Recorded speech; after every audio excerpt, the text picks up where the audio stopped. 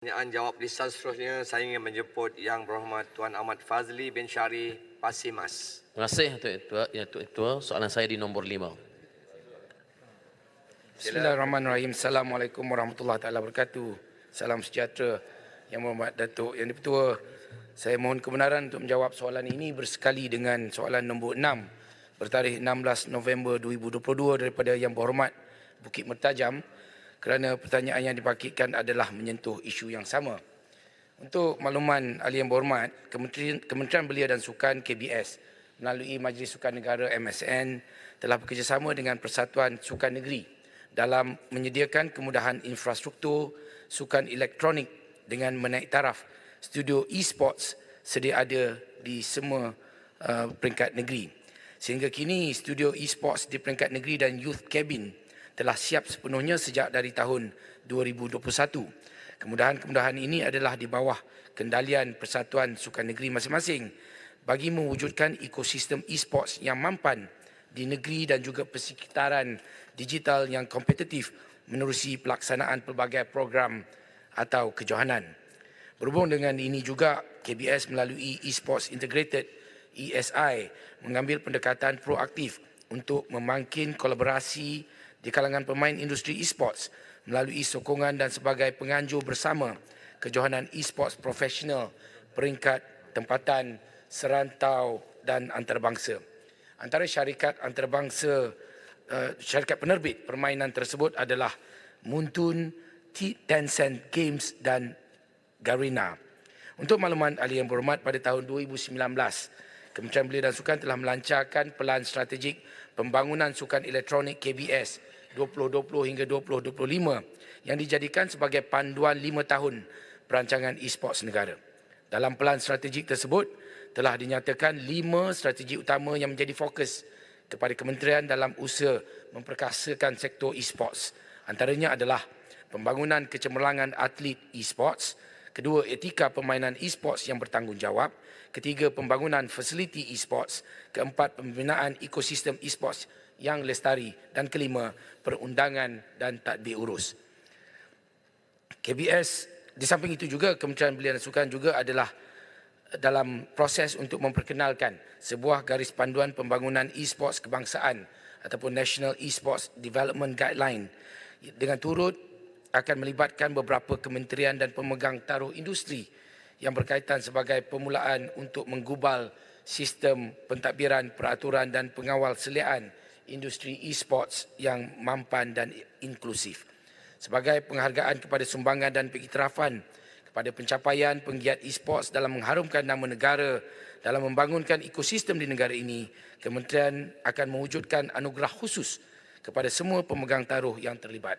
Pada masa ini, e-sports semakin mendapat perhatian di kalangan masyarakat di Malaysia apabila atlet e-sports telah berjaya meraih 1 pingat emas dan 1 pingat gangsa di Tamasya Sukan Sea Manila pada tahun 2019.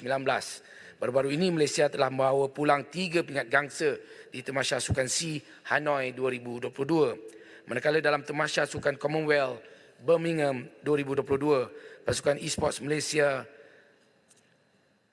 Dota 2 lelaki, Dota 2 wanita serta e-football telah membawa pulang 3 pingat emas. Kejayaan-kejayaan penggiat e-sports dalam kejohanan-kejohanan tersebut yang telah memberi imej kejayaan yang baik kepada negara akan mendapat pengiktirafan dan ganjaran yang setara dengan kejayaan sukan-sukan yang lain. Sekian. Terima kasih. Soalan tambahan yang pertama, sila Pasimas. Terima kasih Datuk Seri Yang di-Pertua. Terima kasih kepada Yang Berhormat Menteri di atas jawapan tadi. Saya apabila meneliti kepada beberapa kenyataan Menteri, khususnya sebelum daripada ini, bahawa kemudahan hub e-sport ini akan dibuat di Puchong, Selangor pada tahun 2020. Kenyataan tersebut dikeluarkan dan mengikut kenyataan Menteri tadi, ia telah siap sepenuhnya. Bahkan di setiap negeri pun telah siap. Jika diteliti secara kasar, seolah-olah hub ini tidaklah memerlukan kepada bajet yang besar untuk dilaksanakan. Jadi apalah kiranya untuk kita turut memikirkan supaya dapat diwujudkan di peringkat kawasan-kawasan, turun ke parlimen-parlimen supaya setiap ahli parlimen yang ada ini dapat berinteraksi dengan anak muda dengan lebih efektif melalui program e-sport ini yang telah mendapat sambutan begitu ramai di kalangan anak muda. Terima kasih. Terima kasih Pak Sima. Sila Menteri. Terima kasih. Alhamdulillah. Terima kasih atas soalan itu. Kita bersyukur kerana pembangunan hub e-sports kebangsaan yang kita bina di Puchong telah pun siap dibina sepenuhnya, dan malahan sekarang ini ada pertandingan sedang dilangsungkan di situ, iaitu Malaysian E-Sports League. Tentunya hari ini kita telah pun membina sebanyak 15 kemudahan infrastruktur sukan elektronik di seluruh negara, antaranya Youth Cabin di Pulau Pinang, e-sukan studio di Kuala Lumpur, Sarawak, Perak, Kelantan, Perlis, Pahang, Johor, Selangor, Putrajaya, Terengganu, Negeri Sembilan, Negeri Kedah. Begitu juga dengan pusat latihan KASA 1 di MSN Bukit Jalil dan juga hub e-sukan integrated di Puchong. Untuk kita siapkan studio e-sports di setiap kawasan parlimen ini akan mengambil masa dan peruntukan yang amat besar sebenarnya.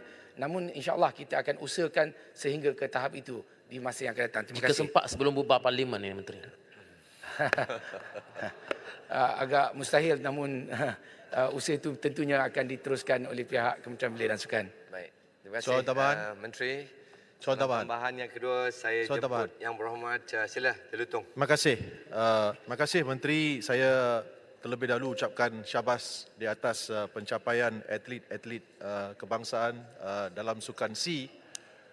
Saya juga telah baca berita yang menyatakan bahawa 144 olahragawati telah dibatalkan tajaan oleh Majlis Sukan Negara kerana tahun ini, kerana dana yang diperolehi hanyalah 289 juta, iaitu 70% sahaja bagi tujuan jaminan, bagi tujuan tajaan, dan lebih kurang 144 olahragawan-olahragawati telah pun dibatalkan tajaan mereka oleh Majlis Sukan Negara. Saya pohon pengesahan. Ini adalah berita yang telah saya baca, masih saya ingat lagi. Pengumuman telah dibuat oleh Yang Berhormat Menteri sendiri. Soalan saya, adakah kita menjangkakan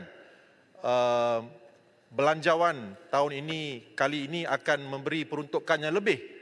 Kerana tiap kali kita lihat bahawa olahragawan-olahragawati kadang-kala daripada negeri-negeri, termasuklah Pulau Pinang yang terpaksa bertanding dalam sukan di luar negara, perlu mendapatkan dana daripada NGO dan sebagainya. Kerana tidak cukup dana oleh pembiayaan oleh kerajaan. Dan kita sekarang lihat bahawa ada tiap-tiap hari ada berita mengatakan bahawa parlimen akan dibubarkan. Jadi soalan saya, dari mana kerajaan dapat duit untuk mengadakan pilihan raya kalau tak ada duit untuk membiayai olahragawan-olahragawati kita? So adakah Yang Berhormat Menteri, saya lihat juga pendirian Yang Berhormat Menteri bahawa tak setuju dengan pilihan raya diadakan.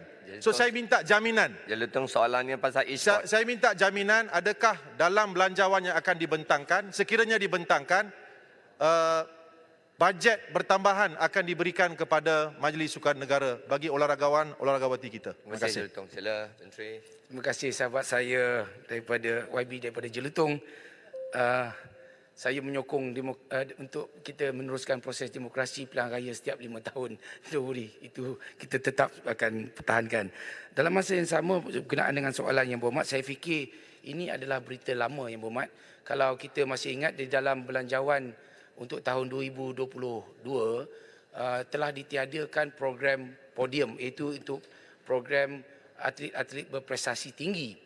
Namun saya telah membangkitkan perkara ini dan alhamdulillah kerajaan melalui Kementerian Kewangan telah pun meluluskan sejumlah wang yang mencukupi untuk meneruskan program podium untuk 4 tahun yang akan datang, dan ini mencukupi untuk kita mencapai hasrat mendapatkan Olimpik emas yang pertama di Paris nanti. Dan masalah 144 orang atlet yang telah digugurkan ini ialah pada waktu peruntukan itu ditiadakan di dalam bajet berkenaan, namun ianya telah pun diselesaikan pada awal tahun ini. Terima kasih Yang Berhormat. Terima kasih Menteri.